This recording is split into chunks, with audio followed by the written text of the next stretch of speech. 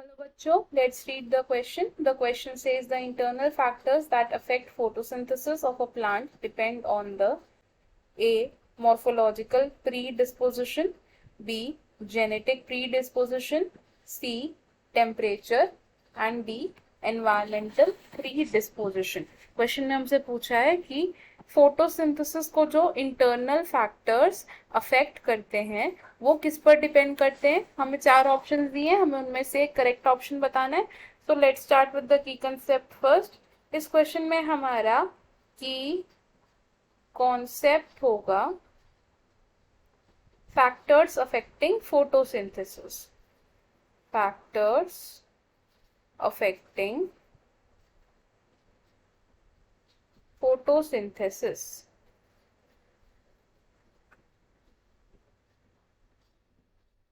अब फोटोसिंथेसिस को दो तरीके के फैक्टर्स अफेक्ट कर सकते हैं। ये फैक्टर्स एक्सटर्नल भी हो सकते हैं और इंटरनल भी हो सकते हैं।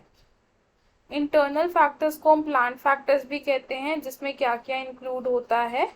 As, size, number and orientation of leaves. Orientation of leaves. अब ये जो इंटरनल फैक्टर्स होते हैं ये डिपेंड करते हैं प्लांट की ग्रोथ पे और उसकी जेनेटिक प्री डिस्पोजिशन पे। किस किस पर डिपेंड करते हैं? इंटरनल फैक्टर्स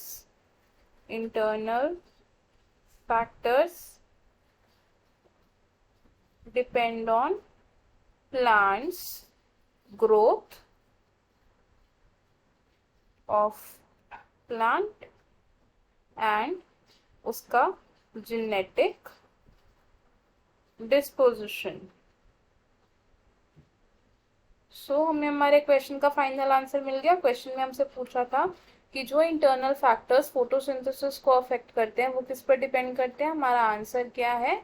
जेनेटिक डिस्पोजिशन, यानी कि ऑप्शन नंबर बी। हम देख लेते हैं कि बाकी ऑप्शंस क्यों गलत है।